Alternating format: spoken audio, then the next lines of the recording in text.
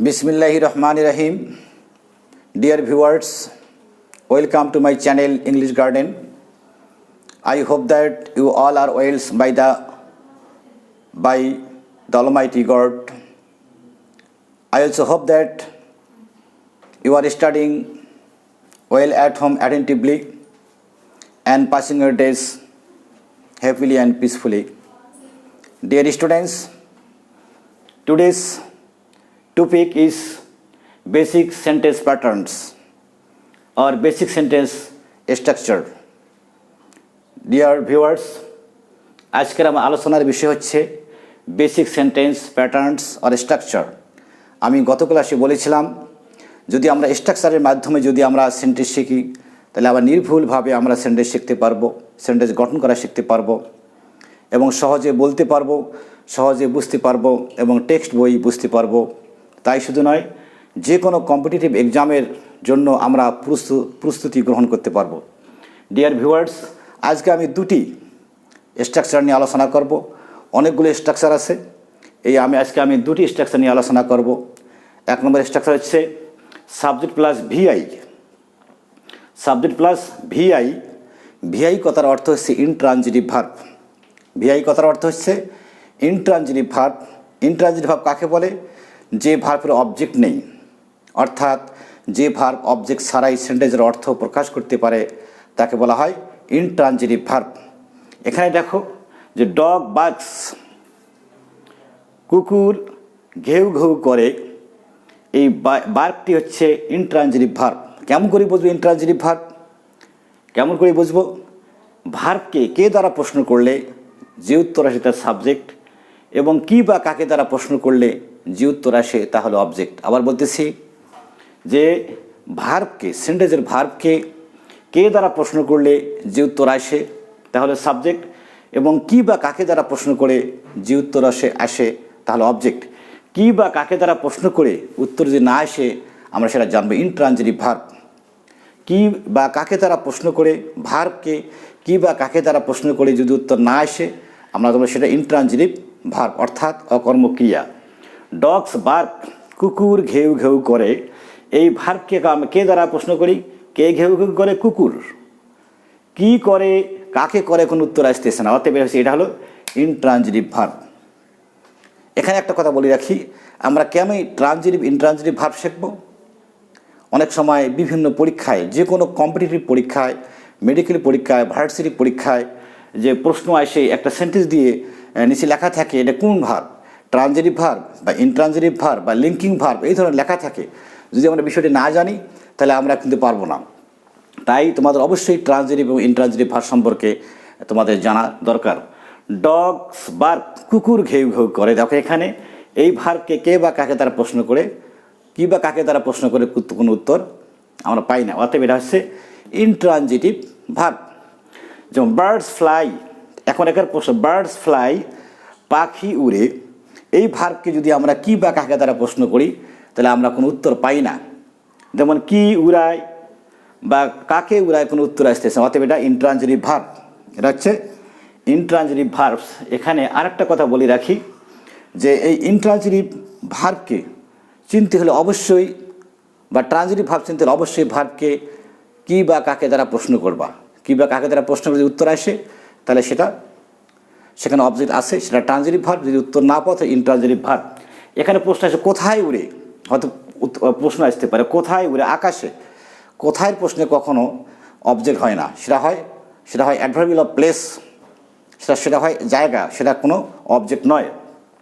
দেখো এখানে birds fly, পাখি আকাশে উড়ে বা পাখিরা আকাশে উড়ে। রবিন রানস, রবিন দৌড়ায়, এখানে প্রশ্ন করো কি দৌড়ায় বা কাকে দৌড়ায়, কোনো উত্তর আসতেছে না, অর্থাৎ এখানে কোনো অবজেক্ট নেই।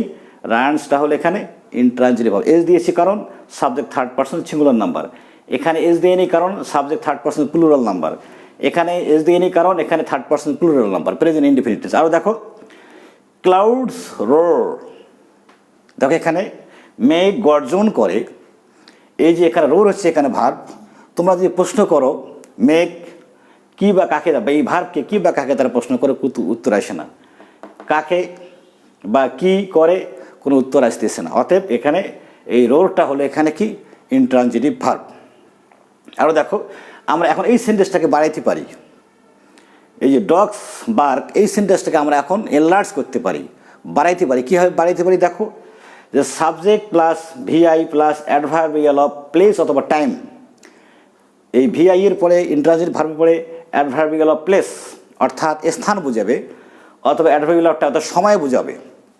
সময় এবং স্থান বোঝালে সেটা কি, সেটা অবজেক্ট নয়। যেমন দেখো ডগস বার্ক অ্যাট নাইট, কুকুর রাত্রে ঘেউ ঘেউ করে। অ্যাট নাইট এটা হলো সময়, এটাকে বলে অ্যাডভার্বিয়াল অফ টাইম। এটাকে কী বলে, অ্যাডভার্বিয়াল অফ টাইম। দেখো এখানে dogs bark at night, at নাইটটা কী হলো, adverbial of time. Birds fly in the sky, in the sky কী হলো, এটা জায়গা, এটা অ্যাডভার্বিয়াল অফ প্লেস, এটা হচ্ছে অ্যাডভার্বিয়াল অফ প্লেস। আরও দেখো তাহলে কী হলো, কুকুর রাতে ঘেউ ঘেউ করে, dogs bark at night, birds fly in the sky, পাখিরা বা পাখি আকাশে উড়ে। তাহলে ইন দ্য স্কাই এটা হলো অ্যাডভার্বিয়াল অফ প্লেস। আরও দেখো যে Robin runs in the field, এই ইন দ্য ফিল্ড এটা হলো অ্যাডভার্বিয়াল অফ প্লেস, জায়গা বুঝেছে। আরও দেখো clouds roar in June and July, June and July মাসে খুব বৃষ্টি হয় সাধারণত, কি সেখানে তখন কি করে, যে মেঘ গর্জন করে, সে কথা বলছে। জুন অ্যান্ড জুলাই মাসে মেঘ গর্জন করে। তাহলে আমরা বুঝলাম দেখো subject plus VI intransitive verb. তাহলে এখানে আমরা আমাদের ক্লিয়ার হলো। আমি এখন আলোচনা করব subject plus VT plus object, subject plus VT plus object. ভিটি বলতে ট্রানজিটিভ ভার্ব, ভিটি বলতে ট্রানজিটিভ ভার্ব, অর্থাৎ যে ভার্বের অবজেক্ট আছে তাকে বলা হয় ট্রানজিটিভ ভার্ব। আমরা অবজেক্ট কী করে চিনব, একটু আগে বললাম সেন্টেন্সের ভার্বকে কী বা কাকে দ্বারা প্রশ্ন করলে যে উত্তর পাওয়া যাবে সেটা হচ্ছে ট্রানজিটিভ ভার্ব। যেমন বেলাল কল্ড মি, বেলাল আমাকে ডেকেছিল। এখন ভার্বকে প্রশ্ন, কাকে ডেকেছিল, আমাকে ডেকেছিল, কাকে ডেকেছিল, আমাকে ডেকেছিল, অর্থাৎ আমাকে, মি হচ্ছে এখানে অবজেক্ট। দেখো এখানে বেলাল কল্ড মি, বেলাল আমাকে ডেকেছিল। এই ভার্বকে কে দ্বারা প্রশ্ন করি, কাকে ডেকেছিল, আমাকে ডেকেছিল, এখানে অবজেক্ট আছে, সেই জন্য এই কল্ডই হলো ট্রানজিটিভ ভার্ব বা সকর্মক্রিয়া। অর্থাৎ যে ভার্বের অবজেক্ট থাকে, যে ভার্ব অবজেক্ট ছাড়া সেন্টেন্সের অর্থ প্রকাশ করতে পারে না তাকে বলা হয় তাকে বলে ট্রানজিটিভ ভার্ব। আর যে ভার্ব অবজেক্ট ছাড়াই সেন্টেন্সের অর্থ প্রকাশ করতে পারে তাকে বলা হয় ইনট্রানজিটিভ ভার্ব। এখানে দেখো ডগস বার্ক, এখানে অবজেক্ট নেই, কি বা কাকে দ্বারা প্রশ্ন করে উত্তর আসতেছে না, ভার্বকে যে কি ডাকে বা কাকে কোনো উত্তর আসছে। এখানে দেখো বেলাল কল্ড মি, ভার্বকে প্রশ্ন করি, বেলাল আমাকে ডেকেছিল, কাকে ডেকেছিল, আমাকে ডেকেছিল, অতএব অবজেক্ট হচ্ছে এখানে মি। আমি আশা করি তোমরা বুঝতে পারছো। আরও দেখো হি মেড এ বাস্কেট, মেডকে প্রশ্ন করো কি তৈরি করেছিল, এ বাস্কেট তৈরি করেছিল। তাহলে এই মেডটা কী হলো, মেডটা হলো ট্রানজিটিভ ভার্ব।